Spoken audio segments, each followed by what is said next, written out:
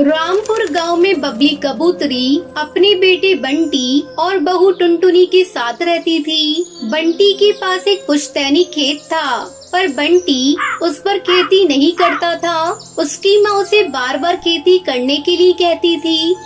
बेटा बंटी, तू खेती क्यों नहीं करता? जब से तेरे बापू हमें छोड़कर गए हैं, तब से उस खेत में कभी तूने खेती नहीं की।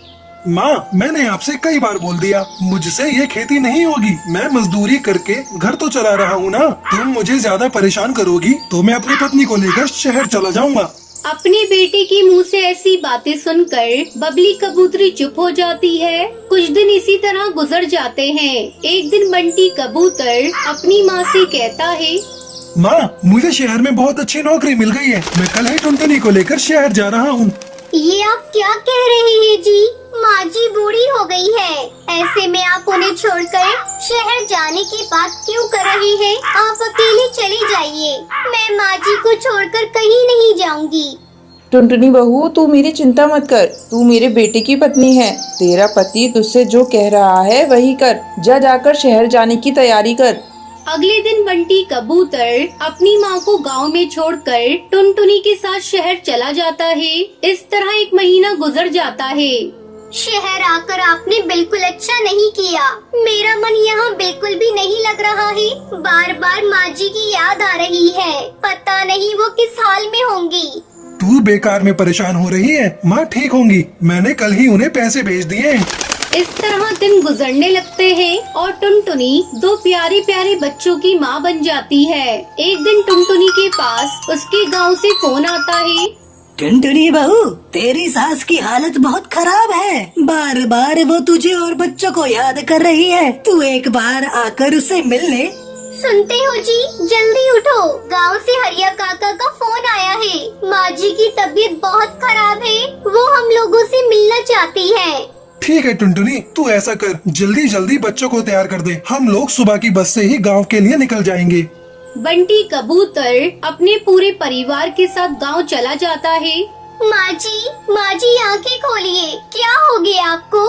बहू, तू आ गई। जल्दी से मेरे बेटे को मेरे पास बुला। बंटी कबूतर अपनी माँ के पास आता है। बेटा, मैं तेरा ही इंतजार कर रही थी। मेरी एक आखिरी इच्छा है, उसे तू पूरी कर दे। हाँ माँ, तू बोल, मैं तेरी हर इच्छा को पूरा करूँगा। बेटा, मैं चाहती हूँ तू यहीं रहकर खेती कर।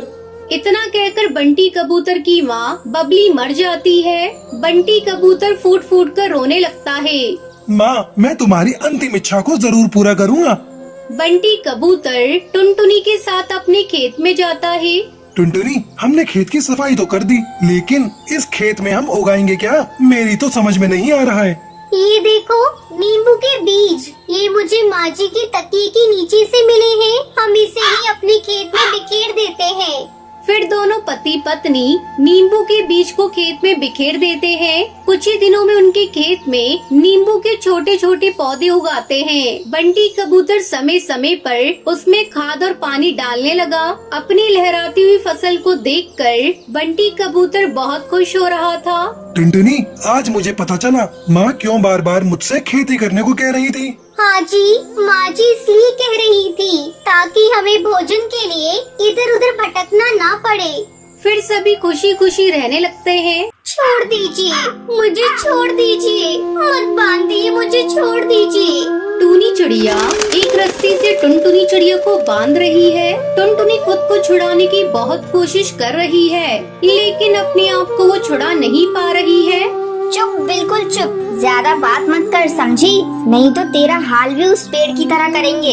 ये बोलकर टूनी ने टुनटुनी चिड़िया को अच्छी तरह से बांध दिया और एक कुल्हाड़ी लेकर बगीचे में कटहल की पेड़ की ओर चली गई और कुल्हाड़ी से पेड़ काटने लगी। पेड़ काटने की आवाज सुनकर टुनटुनी तड़पने लगी, जैसे कि उस पेड़ के साथ उसका कोई रिश्ता हो, और जोर जोर से चिल्लाकर पेड़ काटने के लिए मना करने लगी और रोने लगी।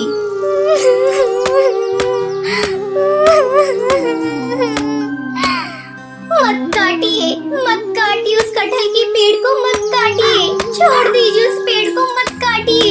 लेकिन वो पेड़ काट देती है और इधर टुनटुनी रोते रोते बेहोश हो जाती है। मगर उस कटहल के पेड़ के साथ टुनटुनी का क्या रिश्ता है? आखिर उसके साथ ये चिड़िया ऐसा क्यों कर रही है? इसमें गलती किसकी है? ये जानने के लिए हमें थोड़ा पीछे जाना होगा।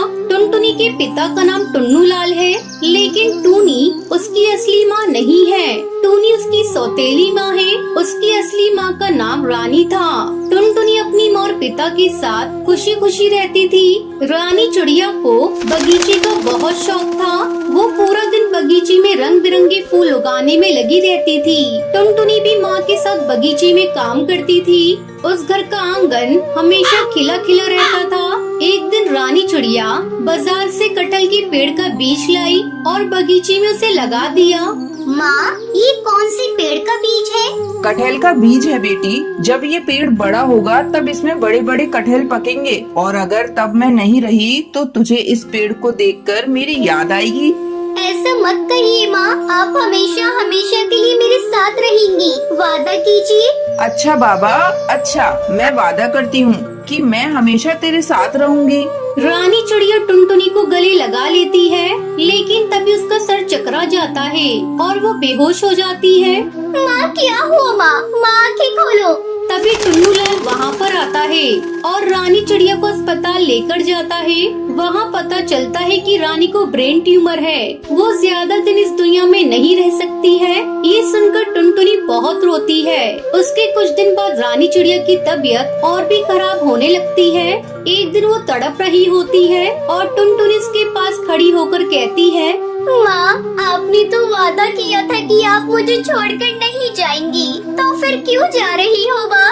मुझे भी ले चलो अपने साथ माँ। मत जाओ माँ, मत जाओ। ये सुनकर रानी चिड़िया मुस्कुराती हुई कहती है, मैं अपना वादा पूरा करूंगी बेटी, जरूर पूरा करूंगी। ये बोलते हुए रानी चिड़िया की आंखें बंद हो जाती है और रानी चिड़िया चल बसती है। टुनटुनी फूट फूट कर रोती है, मगर टुन्नू लाल नहीं रोता। वो खुश है कि वो दूसरी शादी कर सकता है। रानी चिड़िया का अंतिम संस्कार किया जाता है और उसके ठीक 2 दिन बाद टुन्नू लाल दूसरी शादी करके टूनी चिड़िया को घर ले आता है। ये क्या पिताजी, माँ को गए हुए 2 दिन भी नहीं हुए और आपने दूसरी शादी कर ली? ए, चुप रह समझी। मुझे तुझसे परमिशन लेकर कुछ करना पड़ेगा क्या? बाप रे, इतनी छोटी उम्र में इतनी बड़ी बड़ी बातें करती है तुम्हारी बेटी। इसे तो मैं अच्छे से सबक सिखाऊंगी। टुनटुनी को समझ आ जाता है कि अब इस घर में उसका जीना हराम होने वाला है। घर के आंगन में जो फूल थे वो मुरझा जाते हैं। पूरा बगीचा सूख जाता है। बस एक छोटा सा कटहल का पेड़ मिट्टी से निकलने लगता है और इसके बाद टुनटुनी के ऊपर सौतेली माँ टूनी का अत्याचार शुरू होता है और एक गलती होने पर टूनी चिड़िया टुनटुनी को बहुत मारती है। इतना भी नहीं सीखा करमचली? तेरी माँ ने कुछ नहीं सिखाया तुझे? ये ले। माँ, बचाओ, बचाओ माँ। टुनटुनी चिल्लाती तो रहती है, मगर चिल्लाकर कोई फायदा नहीं होता। कुछ ही बार टुन्नू लाल बीमार पड़ जाता है और उसका देहांत हो जाता है। ऐसे ही दिन बीतने लगते हैं। ए टुनटुनी, जा मेरा जूता साफ कर दे। मुझे बाजार जाना है। जा जल्दी कर, तू इसी काम के लायक है। ये सब सुनकर टुनटुनी को बहुत बुरा लगता है, लेकिन वो करे भी तो क्या करे। वो चुपचाप टूनी के जूते साफ कर देती है और उसके बाद टूनी चिड़िया बहुत सारे बर्तन और कपड़े लाकर उसके सामने रख देती है और जल्द से जल्द साफ करने के लिए कहती है। इतने सारे काम करते करते टुनटुनी थक जाती है और थोड़ा आराम लेने के लिए बगीचे में जाती है। वो कटहल का पेड़ अभी बहुत बड़ा हो गया है। टुनटुनी उसके नीचे बैठती है और रोती रहती है। माँ, आप कहाँ चली गई माँ? आप अगर होती तो मुझे ये दिन नहीं देखना पड़ता माँ। तभी वहाँ पर रानी चिड़िया की आवाज सुनाई देती है। बेटी, मैं तो यहीं पर हूँ बेटी। टुनटुनी चौंक जाती है। वो इधर उधर देखने लगती है। तभी वो आवाज फिर से सुनाई देती है। बेटी, इधर उधर मत देख, मैं इस पेड़ में ही हूँ। मैंने तुझसे वादा किया था ना कि मैं तुझे छोड़कर कहीं भी नहीं जाऊंगी, इसलिए मेरी आत्मा इस पेड़ के अंदर ही समा गई है। मैं इतने दिन से सब कुछ देख रही हूँ।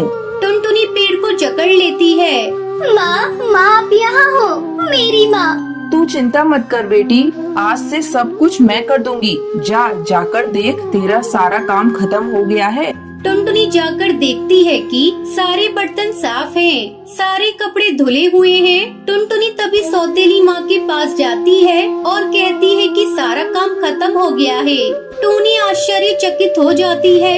इतनी जल्दी काम कैसे खत्म हो सकता है? ठीक है, अब खाना बना ले। टुनटुनी रसोई में जाती और देखती है कि खाना भी बनकर तैयार है। ऐसे ही चुटकी में उसका सारा काम हो जाता है। ऐसे ही कुछ दिन बीत जाते हैं। मैं कुछ दिन से देख रही हूँ, ये टुनटुनी सभी काम इतनी जल्दी से कैसे कर रही है? टूनी चिड़िया टुनटुनी का पीछा करती है और देखती है कि टुनटुनी उस कटहल के पेड़ के पास जाकर पेड़ के साथ बातें कर रही है। इधर बर्तन और कपड़े अपने आप साफ हो जा रहे हैं। अच्छा, तो ये बात है।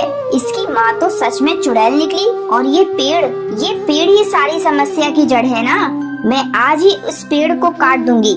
ये बोलकर टूनी चिड़िया टुनटुनी को पकड़कर लाती है और टुनटुनी को रस्सी से बांधने लगती है।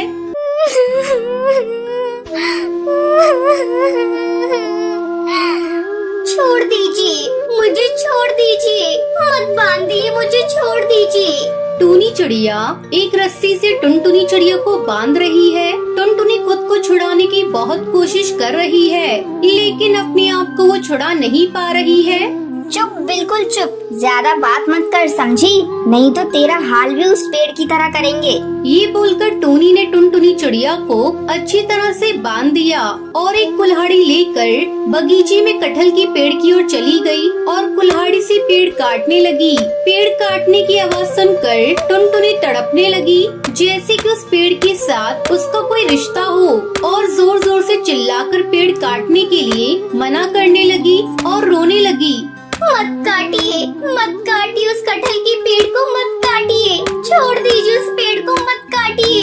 लेकिन वो पेड़ काट देती है और इधर टुनटुनी रोते रोते बेहोश हो जाती है। पेड़ काटकर टूनी चिड़िया बहुत खुश होती है। उस पेड़ पर एक कटहल लगा हुआ था। टूनी उस कटहल को पेड़ से तोड़ती है और उस कटहल को काटती है। टुनटुनी को होश आ जाता है। टूनी कहती है, ये देख, तेरी माँ के लगाए हुए पेड़ को काट दिया। ये ले, तू भी इस कटहल से थोड़ा सा खा ले, इसके बाद तो तुझे और नहीं मिलेगा। टूनी टुनटुनी को थोड़ा सा कटहल खाने के लिए देती है। टुनटुनी वो खा लेती है। टूनी बाकी कटहल खाती है और उसके बाद उनके साथ कुछ अजीब सी चीजें होने लगती हैं। दोनों का सर घूमने लगता है और एक चमत्कार हो जाता है। किसी जादुई शक्ति से उसकी सौतेली माँ मर जाती है। तभी वहाँ रानी चिड़िया की आत्मा प्रकट होती है और कहती है, ये अंदर से जहरीली थी, इसलिए कटहल इसके लिए जहर बन गया। और मेरी बेटी, तुम अंदर से खूबसूरत हो, इसलिए तुम खूबसूरत हो गई। इस तरह टुनटुनी चिड़िया को अपनी सौतेली माँ से छुटकारा मिल गया और वो खुशी खुशी रहने लगी।